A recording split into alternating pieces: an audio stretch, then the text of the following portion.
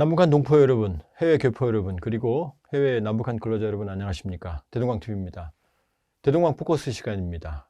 북한 관련 핵심 주제를 심층적으로 분석하는 국내 최고의 전문가를 모시는 시간입니다. 오늘 드디어 북한 미사일 로켓의 실체를 밝히는 북한 미사일 로켓의 실체를 밝힌다 시간이고요. 벌써 보시면 아시겠지만 우리나라 최고의 북한 미사일 로켓 전문가, 그냥 정책 전문가가 아니고요. 기술적인 측면에서의 전문가 장현근 교수님 모셨습니다. 안녕하세요. 네, 안녕하십니까. 예, 고맙습니다. 반갑습니다. 아유, 감사드립니다. 네. 대동강TV는 아주 영광이고요. 장현근 교수님은 항공대학교에서 오랫동안 로켓 미사일 쪽을 강의를 하셨고요. 현재는 여러 곳에서 국내 유수의 관련 기관들의 자문을 해주고 계시고요. 그리고 현재는 한국국가전략연구원에서 미사일 센터장으로 계십니다. 네. 굉장히 어마어마한 직책 가지고 계시네요. 그냥 용어상으로만 그렇습니다. 상당히 인자하게 생기셨는데 다루는 건 무서운 미사일입니다. 교수님, 이제 우리가요, 북한 미사일을 많이 얘기하지만 사실 기술적으로 많이 어렵잖아요. 어렵죠. 용어도 어렵고. 네네. 아마 이 시간 많이 사람들이 안 볼 것 같은데 얘기가 어려워서. 북한 미사일이 어떻게 시작이 됐고 현재 어디까지 왔는지 긴 이제 여정을 시작할 텐데요. 미사일이 처음부터 가진 건 아니었을 거 아니에요. 물론이죠. 그렇죠. 네네. 뭐 전략 기술이니까 아무도 안 주는 네네네. 거고. 그 처음 로켓 개발의 시작을 좀 말씀해 줘 보세요. 네네네. 네.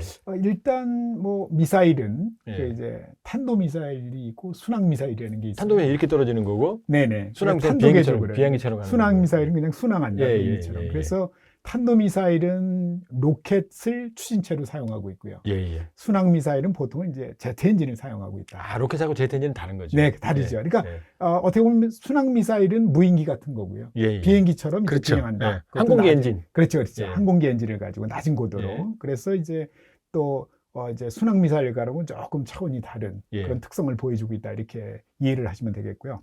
뭐 이 미사일을 다 다루는 건 뭐 시간적으로 어마어마하게 걸릴 거고요. 그래서 오늘은 북한의 일단은 탄도 미사일에 대해서 제가 좀 말씀을 드리도록 하겠습니다. 우선 아까 말씀하신 대로 북한이 미사일에 이제 관심을 가졌던 거는 한 1970년대 정도 되고요. 우리랑 유사합니다. 그래서 1970년대 말에 그 이제 스커드 미사일을 이집트로부터 그 이제 통째로 들여온 걸로 지금 알려져 있고요. 스커드 B를. 그래서 그 미사일을 가지고 이제 역설계를 통해서 자체적으로 이제 개발을 한 겁니다. 그래서 이제 첫 번째 개발한 게 스쿼드 B, 그걸 이제 화성 300km 정도 사거리. 네, 그 정도로 보시면 되겠습니다. 그래서 그 정도 화성 5호인데요. 그래서 그거를 이제 개발을 했고 그 뒤에 이제 그걸 확장을 해서 화성 6호, 그러니까 스쿼드 C고요. 500km. 그게 500km 정도. 그다음에 이제 그걸 키워서 약 중거리 미사일 형태의 노동 미사일이죠. 그래서 스쿼드를 좀 확장했다고 보시면 됩니다. 기반은 스쿼드네요. 그렇죠.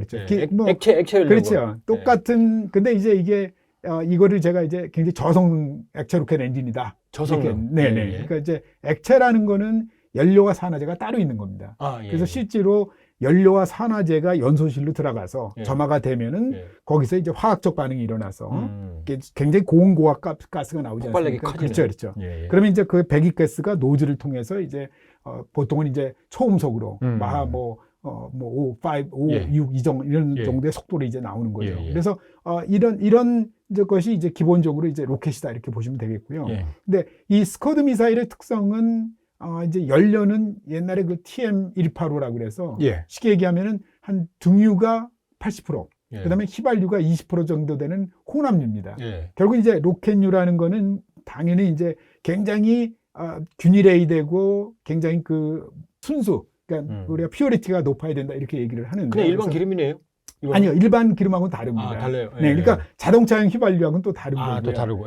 그다음에 우리가 일반적으로 쓰고 있는 뭐 등유하고는 또 다른 거죠. 그래서 우리가 로켓 등유다 이렇게 표현을 하고요. 그렇죠. 그래서 얘를 조성비를 어떻게 하느냐에 따라서 또 성능이 상당히 많이 달라지고요.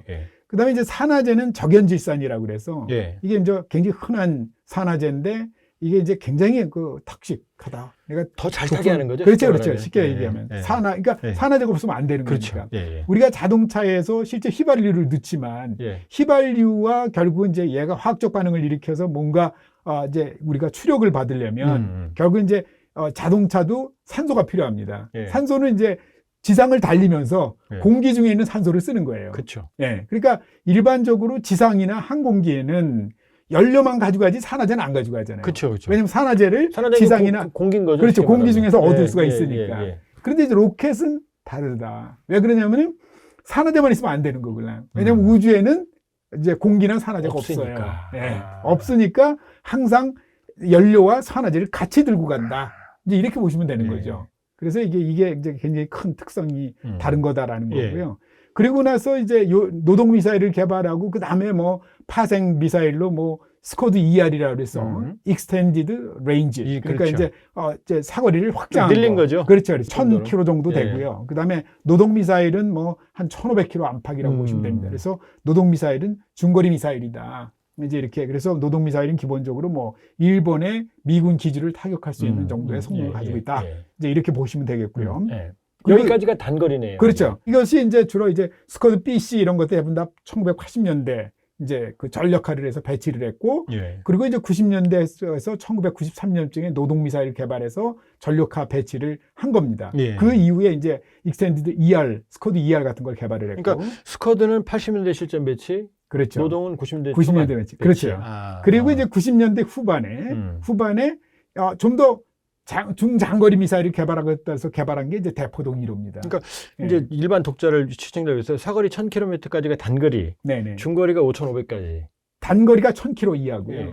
그 다음에 1000km에서 한 3000km가 중장거리. 중장거리. 이제 우리는 표현을 이제 어떻게 하냐면은 그러니까 1000km 미만은 단거리고요. 단거리. 그리고 1000km에서 3000km는 중거리라고 표현을 해요. 우리는 지금 용어를 바꿔서 우리 국방부가 준중거리. 준중거리라고. 준중거리. 그러니까 옛날엔 그걸 중거리라고 그랬고요. 그리고 이제 3000에서 5500km를 중장거리. 그러니까 영어로 하면 IRBM, Intermediate 이렇게 이제 표현을 하고요. 5500 이상은 ICBM. 그건 아주 장거리 미사일이다 이렇게 쓰는 거고요. 그러다 보니까 이제 대포동 1호가 아까 말씀드린 대로 한 3000 이상, 5500 사이에 요 사거리를 갖는 IRBM. 그러니까 지금 우리 표현으로 중거리입니다. 요거를 지금 개발을 한 거고, 요 이름을 이제 백두산 미사일이라고 했어요. 또 이름을 그렇게 붙였습니다. 그리고서 이제 이거를 개발을 했고, 이어서 대포동 2호라 해서 이제 이거보다 확장된 그 ICBM급의 이제 그 미사일을 새로 개발한 거죠. 근데 이 미사일들이 대부분 다 뭐냐면 노동 미사일과 스쿼드 미사일로 혼합된 미사일이에요. 그러니까 일단은 노동 미사일을 예를 들면 대포동 1호 같으면 노동 미사일 2기를 클러스터링한 거고 2호 같은 경우는 궁극적으로 이제 노동 미사일 4기를 클러스터링한 겁니다. 여기서 잠깐만요. 여기서 대포동은 지금 이제 함경북도에 있는 지명입니다, 여러분. 대포동에 있는 나중에 이제 무수산으로 이름을 바꿨거든요. 무수산이 끝단자인데 절벽입니다. 그래서 대포동에서 그러니까 북한이 있고 뭐 대포 이런 게 아니고요. 대포동에서 우리군이 식별해서 붙여놓은 코드네임입니다, 대포동이. 그리고 여기까지는 다음 노동 미사일이다. 그렇죠. 노동 미사일 기반으로 노동과 스쿼드 미사일로 이제 개발한 거다. 그래서 대포동 1호는 이제 그 실제 2단이었고요. 대포동 2호는 이제 3단 형태로 보시면 되겠고요. 그래서 이런 형태로 지금 개발을 했고 실제로 이제 그 당시 최근에 이제 아시겠지만 장거리 미사일 개발할 때 북한이 많이 써먹는 수법이 뭐냐면은 고각 발사라는 걸 하잖아요. 이렇게 올라갔다 떨어지는 거예요. 그렇죠. 그것도 이제 고각도 최근에 이제 화성 17형이든가 화성 15 이런 YCM들은 보통 6,000km 가까이 올라가요. 6,000km 올라갔었죠. 네네. 6,000km 이상도 올라가고요. 그러니까 사실은 예전에는 이 미사일 가지고 그렇게 올라갈 수가 없어요. 추력이 딸려서요? 아니에요. 그러니까 추력도 물론 딸리지만은 지금처럼 큰 엔진이 아니니까. 그러니까 이제 그 당시에는 얘가 실제로 이게 고각 발사를 한다라는 거는 구조적으로 엄청난 하중을 받기 때문에 올라가면서 굉장히 강도가 세이죠. 이런 소재들이 그냥 옛날 소재처럼 해가지고는 견디지 못하죠. 고각 발사도 상당한 기술이 필요한 거예요. 그렇죠. 그것도 어려운 기술입니다. 그러니까 이 당시에는 그걸 할 수가 없었어요. 그러니까 고각 발사가 안 되니까 결국은 장거리, 중장거리 이런 거를 이제 쏠려면 이 사람들이 어떻게 되냐면은 일본을 넘어갈 수밖에 없는 거예요. 그렇죠. 북한의 지정학적인 위치가 북으로는 러시아, 서로는 중국, 남쪽으로는 한국. 그다음에 동쪽으로밖에 쏠 수가 없는데 동쪽도 이제 거의 일본 열도가 이렇게 같이 올라가 있죠. 이 사람들이 일본 열도의 열도와 열도 사이를 이제 통과하게끔 해서 발사를 북태평양 쪽으로 해요. 그렇죠. 그래서 한 게 지금 뭐냐면은 98년에 예. 대포동 1호를 가지고 자기네들이 시험을 했어요. 예. 그런데 해서 이게 처음이죠? 그렇죠. 일본 열도를 지나갔어요. 예. 그리고 1단, 2단을 성공적으로 떨어뜨렸고 이거는 그러면은 단거리는 아니죠? 현재는 그러니까 그렇죠. IRBM이죠. 예, 단거리는 확실히 아니고. 네네. 예. 그래서 자기네들은 어쨌든 위성 발사를 했다고 그랬는데 실제로는 얘가 이제 그 1, 2단은 떨어졌어요. 제대로. 예. 그래서 그 1단과 2단은 이제 북태평양 예. 오른쪽에 떨어졌고 이제 3단은 뭐 연소가 안 되는지 불명하지 않으니까 그 당시에는 아무 통보도 안 해줬고요. 예. 그러다 보니까 이제 정확히는 모르지만은 이 사람들이 이게 성공했다. 그래서 뭐 김일성 장군의 노래가 흘러나오고 있다. 인공위성을 통해서 이렇게 얘기를 했죠. 예. 그렇지만은 저궤도 위성을 동쪽으로 쏘는 경우는 없습니다. 네, 그렇게 비행은 보통 안 하고요. 통상적으로는요. 그러니까 지금 본인들이 말했을 때 이건 저궤도 위성 1000km 이내의 저궤도 위성이었는데 저궤도 위성은 동쪽으로 안 쏜다 이거죠.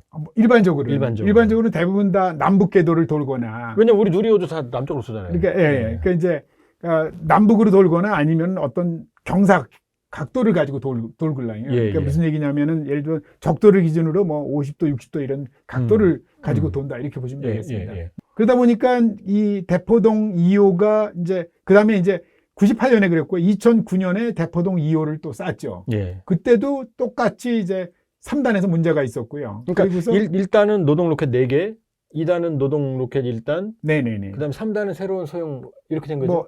그 2단은 노동인지 스쿼드인지 모르겠지만 보통은 3단은 얘네들이 조그만 엔진이기 때문에 그동안 3톤짜리 버니어 엔진이 있었어요. 예. 그거를 이제 4개, 6개 이렇게 붙여서 쏠 수가 있거든요. 그러니까 북한이 3톤짜리도 가지고 있었어요? 그렇죠. 계속 가지고 있었죠. 오랜 기간 동안. 예. 그래서 이제 그거에 대한 정보를 우리가 이제 언제 알았냐면은 요 대포동 2호를 이제 좀 개량한 게 은하 3호입니다. 그래서 2012년에 이제 이걸 기반으로 해서 은하 3호 발사체를 쐈죠. 4월에 쐈죠. 그렇죠. 4월에 쐈죠. 근데 실패했어요. 실패했어요. 그때는 이제 1단과 2단의 그 분리 문제인지 어쨌든 2단의 연소 문제인지 모르지만은 바로 다 그냥 떨어졌죠. 단분리가 안 됐어요? 네, 제대로 안 됐죠. 그래가지고 이제 결국은 이제 폭발을 시켰죠. 뭐 그랬던 자폭을 시켰나요? 네, 그때는 그렇게 했죠. 예. 그 다음에 12월에. 그래, 12월에 똑같은 예. 은하 3호를 다시 쐈고요. 그때는 성공했어요. 그때는 성공했고요. 네, 그래서 이제 그때는 1단, 2단, 3단이 떨어지고 그다음에 페어링하고 이렇게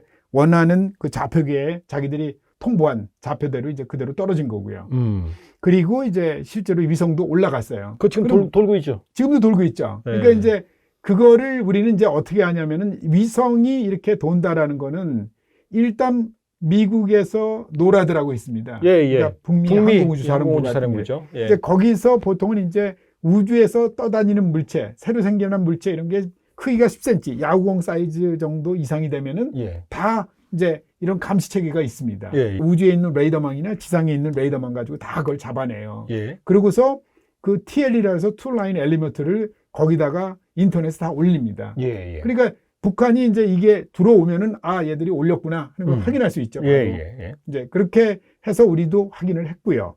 그래서 이제 그 당시에 이제 은하 3호를 2012년 그리고 2016년에 은하 3호인데 똑같은 건데 이름을 그때는 또 광명성호로 바꿨어요. 바꿨죠. 네. 그리고 인공위성도 4월하고 12월에 쏜 거는 은하 3호고 그다음에 2016년 2월에 쏜 거는 광명성 4호 위성이라고 그랬죠. 그것도 지금 돌고 있죠. 그것도 돌고 있죠. 두 개가. 궤도가 좀 많이 낮아졌습니다. 그래서 2012년 12월, 그 다음에 2016년 2월에는 우리가 잔해를 수거했죠. 네, 잔해를 수거했죠. 2016년에는 일부를. 페어링이고 제 기억으로 2012년 12월에는 1단 추진 로켓하고 그렇죠. 그래서 그 당시에 이제 정확하게 1단이 노동 엔진, 노동 엔진 4개를 클러스터링 했다는 걸 확인을 했던 거고요. 2단은 못 찾았습니다. 멀리 있어서. 정신없이 지금 우리 장 교수님이 인자하신 모습과는 다르게 말이 빠르시네요. 근데 이렇게 빨리 했음에도 불구하고 지금 저성능 액체 로켓 엔진의 개발사, 그러니까 2016년까지 1단계를 받고요. 제가 나름 정리해 보면 70년대에 이집트, 북한 간의 무기 커넥션으로 스커드 B 사거리 300km짜리 액체 로켓을 통째로 받아서 이걸 가지고 스커드 C 사거리에 500까지 개발을 했고, 이건 80년대 이제 후반에 이제 실전 배치됐고요. 그리고 이걸 가지고 1000km 내외의 노동 미사일을 개발을 했고, 기반은 이제 역시 스커드고요. 이 노동미사일 액체 로켓을 가지고 이걸 묶어서 대포동 1호를 쏜 게 우주로켓 형식으로, 물론 이제 중장거리였지만 이게 98년이고, 그리고 이제 드디어 2012년에 이제 위성체 형태로 쏜 게 위성 발사체가 2012년 4월에 실패했고 12월에 처음으로 최초의 위성을 올렸고요. 그리고 2016년에 위성 발사체 광명성으로 이름을 바꿔서 발사를 했고, 이건 지금 성공을 했습니다. 그래서 지금 2개의 위성이 현재 돌고 있는 걸로, 근데 점점 이제 언니가 떨어지겠죠? 여기까지가 오늘 저희가 본 북한 탄도미사일 기술 진화 1단계라고 보면 되겠네요. 예, 지금 저는 좀 알아들었는데요. 이게 아무래도 상당히 좀 어렵다 싶고요. 그러나 제가 보기에 지금까지 이렇게 1단계를 자세하게 설명해 준 시간은 제가 만나본 적 없는 것 같습니다. 예, 교수님 감사드리고요. 네. 2번째 시간에서는 요 다음 단계를 보겠습니다. 여러분 혹시 좀 어려우셨죠? 그래도 북한 미사일 이해하는데 좀 의미 있는 시간이었다고 보고요. 예, 고맙습니다. 혹시 내용이 도움이 되셨으면 좋아요, 구독, 알람까지 부탁드립니다. 고맙습니다. 다음 시간에 뵙겠습니다. 네, 감사합니다.